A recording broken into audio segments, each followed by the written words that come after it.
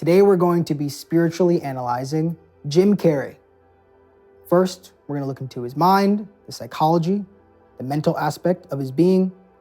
Then we're going to go deeper into the soul, the spiritual aspects using astrology. And finally, alchemy, the transformational process he's meant to go in this incarnation to spiritually evolve and reach his full potential. Now, he's done a lot of work already because he's a very powerful being and he has a very powerful chart, but he's human and he's not enlightened, so there's always room for improvement. But first, let's start with psychology. Shapeshifter.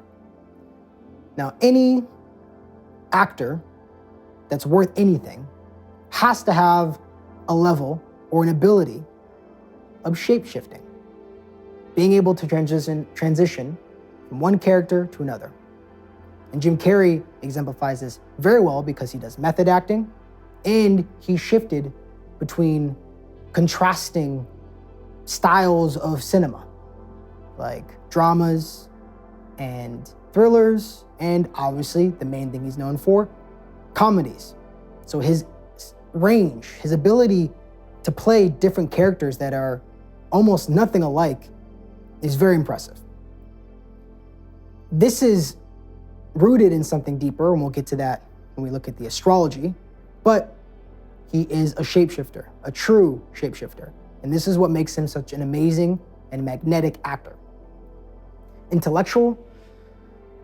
Now, obviously, if you've only seen his movies, this might be hard to believe, but if you've seen him at all outside of the cinema, the big screen, you understand that he's very thoughtful, the way he's able to perceive himself and others, and the rat race that we're all in. He's able to see the faults in himself and in society as a whole and pierce the illusion using his intellect and his ability to discern real from fake, which I respect. And this makes him self-aware too. He has an ability to see how he's playing a role, even outside of his movies. You know, some people, even actors, right, despite shape-shifting and playing different roles, can still fall victim to their main role, their main identity, right? The A-list celebrity that everybody knows. Because don't get it twisted, Jim Carrey is a very famous actor. That's why I'm making a video about him. So despite this fame, despite this success, he's still able to see the illusory aspect and qualities of this reality. Finally, melancholy. All comedians, to be honest, have a level of melancholy. It's just a balancing act, right? So if you're consciously funny, goofy, laughing at things, that means you probably are compensating for an internal pain. I do this to a certain degree. I'm not a comedian, but I like to make jokes. I like to keep things light. I like self-deprecating humor because it's a way of alchemizing some of the pain and suffering when you can laugh at yourself or laugh at your pain or your suffering. Jim Carrey is no exception. He is a comedian who has a lot of negative energy. We're going to get into that when we look at the astrology, but a lot of negative emotions and perhaps past trauma that he hasn't fully processed. And this is leading to this kind of drudgery. I forgot the name, or actually, I think I remember the name. I think it's something Eternal Sunshine of the Spotless Mind. I think is a perfect movie that embodies this melancholic side, this kind of depressive, grieving energy that lies inside of Jim Carrey. And usually, mostly, actors will pick roles that resonate with a part of them, right? You know, an actor can't really play a role or play a character well if it's not inside of them already. This is why you get some actors playing poorly certain roles because they're playing a role that isn't in them. Jim Carrey played the fuck out of that role in Eternal Sunshine of the Spotless Mind. And that's because he was tapping into a really primal and present part of himself, attempting to heal and alchemize that part of himself through that movie. So let's go into the astrology, all right? So we start off always with Ketu and Rahu, North Node, South Node. South Node is our karmic comfort zone. It's the area of the chart that we developed over many lifetimes. North Node is the part of the chart that is less developed. So when it comes to Leo, 10th house things, which is like career, success, karmic duties, karmic actions, being in the public space, the public sphere, that's the 10th house. So this is the area of the chart that Jim Carrey has to develop in this incarnation. Well, we're talking about him, so clearly he did a good job, despite a lot of factors working against him. Because he has a bunch of planets with his south node, Ketu. And he has a malefic Saturn with Jupiter and Mercury, which means Saturn and Ketu together, when it's with another planet, a malefic like Saturn with another planet, means there's a shaming happening. So that means Ketu and Saturn together are shaming Mercury and Jupiter, which is unfortunate. Jupiter is our joy, our happiness, our wisdom, our spirituality, money as well, and abundance, children. Mercury, intellect. He's the actor, he's the shapeshifter. He's also our humor. And I think I already said intellect, skills and abilities and ability to learn and develop. These parts of himself are being shamed by Saturn, which is our trauma, our suffering, our karmic debts. Okay? So because he has his Ketu with Saturn, but it's also in Aquarius, which is Saturn's sign, that means that also, because Ketu is with these areas of the chart and these planets, he's developed his Mercury, he's developed his Saturn, he's developed his Jupiter. That means he's quite proficient and self-aware with these things, but there's a lot of self-doubt. So there's a lot of self-doubt and there's a lot of shame surrounding everything I listed for Mercury and Jupiter, and also Saturn. Because Saturn is also the planet of lack and discipline. And so he feels shame around these areas of his life. He feels this self-doubt. Even though he's so skilled, he's such an amazing actor. He's very wise and philosophical and provides amazing, thought-provoking statements randomly on a red carpet or on some talk show with some random plug-and-play host. But despite all this, from his point of view, there's still this lurking, nagging feeling of not being good enough, not being smart enough or talented enough, and not being able to overcome the feeling of emptiness and lack he has. Because Aquarius itself represents lack and psychology. It's very psychological, very intelligent. Aquarius is an intellectual, high-minded sign. Also in the 4th house of the home and family. So that means there was a lot of shame and insecurity and self-doubt at home, where he felt very insecure. And he didn't want to stand out too much, because Leo is all about standing out, being in the public sphere. When he was at home, he probably wanted to stay out of sight, out of mind.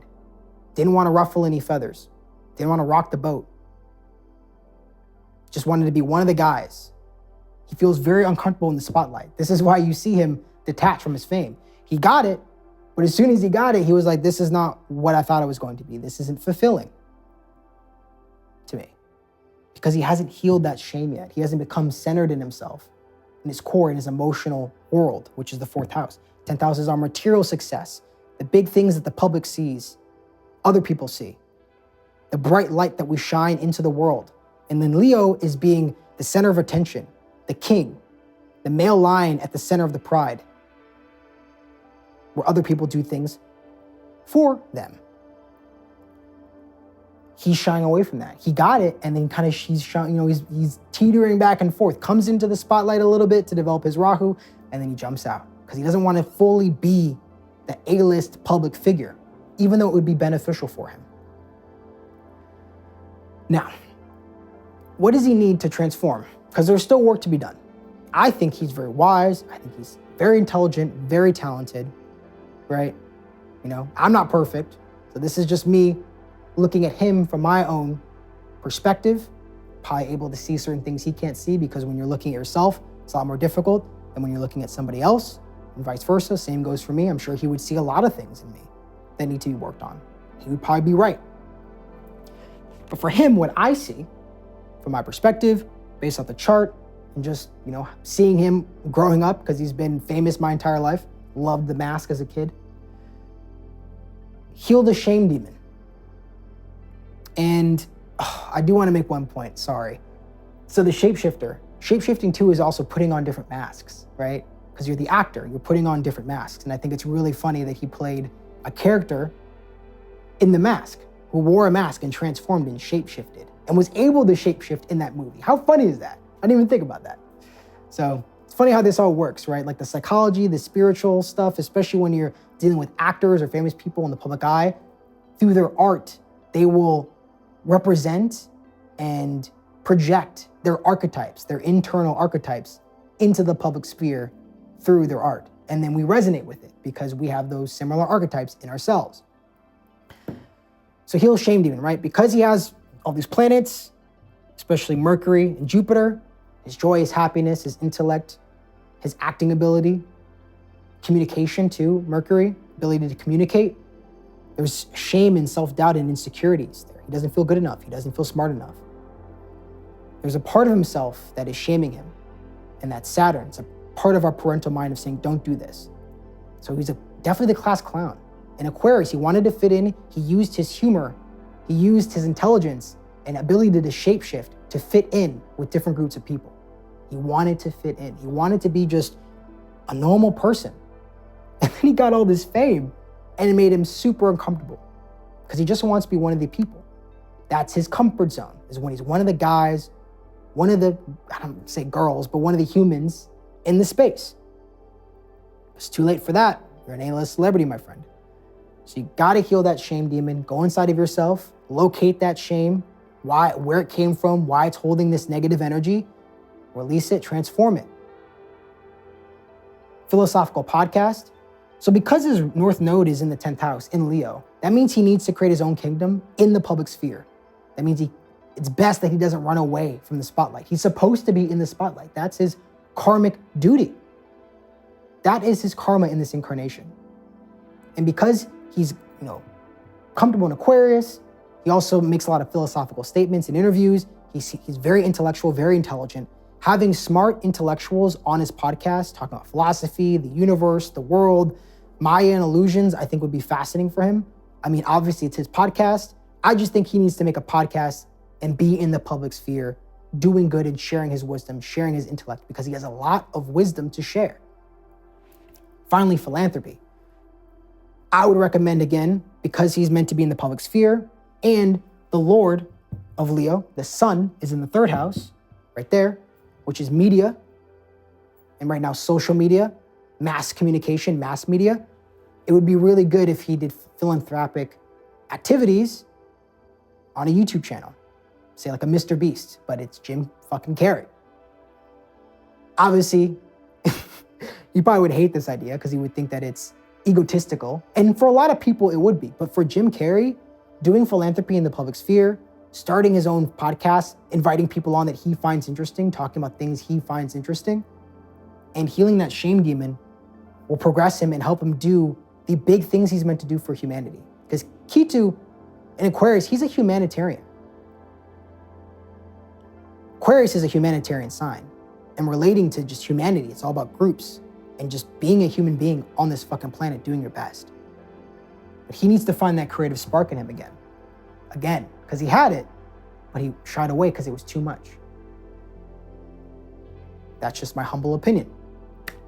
I appreciate your time. Would love to hear what you guys think down below in the comments.